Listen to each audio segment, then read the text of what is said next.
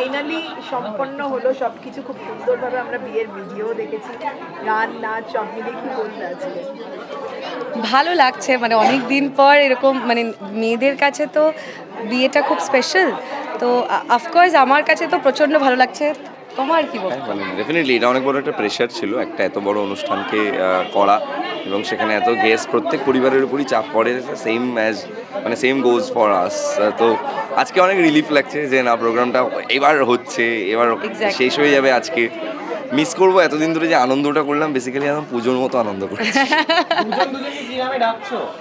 যে নামে ডাকার সেই নামেই ডাকি। না না, আমি মাঝে মাঝেই বর ডাকি, ও মাঝে মাঝে বউ ডাকি। এই বর বউ ডাকটাই শুধু চলে, আলাদা কোনো নাম দিইনি। আজকেও কি কন্টেন্ট ক্রিয়েশন হচ্ছে নাকি? না না, আমি তো কিছু করছি না, ভাইরা সব ভিডিওস করছে।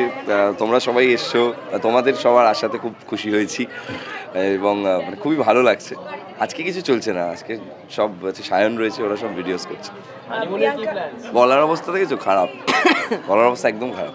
হানিমুনের কি প্ল্যানস? হানিমুনের প্ল্যানটা কি বলবো? হানিমুনের প্ল্যানটা লোকে শুনে বলবে যে এগুলো তো সিঙ্গেল লাইফে যেতে হয়, তাহলে বুঝতে পারছো কোথায় যাচ্ছি আমরা। কোথায় যাচ্ছ? আমরা থাইল্যান্ড যাচ্ছি।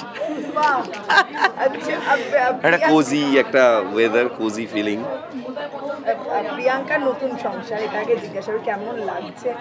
একদম মানে নতুন এক্সপিরিয়েন্স, মানে পুরোটাই নতুন এক্সপিরিয়েন্স। আর আশা করি সুন্দর করে সংসারটা করতে পারবো। আর যেহেতু আমাদের একটা আলাদা ক্যারিয়ার লাইফও আছে, আমার শ্বশুর শাশুড়ি, আগেও বলেছি, আমার শ্বশুর শাশুড়ি প্রচণ্ড সাপোর্টিভ। সো আমার মনে হয় না আমাকে আলাদা করে সংসারের জন্য নোটিস করতে হবে বলে, ওনারা সব দেখে নেন। আমি শুধু ক্যারিয়ারটাই চেষ্টা করছি দেখার আপাতত। প্রিয়াঙ্কাকে কেমন লাগছে? প্রিয়াঙ্কাকে অসাধারণ লাগছে, শি ইজ সো গর্জিয়াস। এবং মানে ডেফিনেটলি ওকে আমি আগেও দেখেছি, তবে আজকের লুকসটা ইজ ডিফারেন্ট। ওকে আগেও অনেকবার শাড়ি পরে দেখেছি, বিভিন্ন সাজে দেখেছি, বাট আজকের লুকসটা ইজ আউটস্ট্যান্ডিং। Thank you. কেমন লাগছে প্রিয়াঙ্কা? বরকে একটু বেশি হ্যান্ডসাম লাগছে, খুব হ্যান্ডসাম লাগছে। যাক, আমাকে কেমন লাগছে বল, আমাদের কেমন লাগছে তোমরা বলো। Made for each other. Thank you, thanks a lot.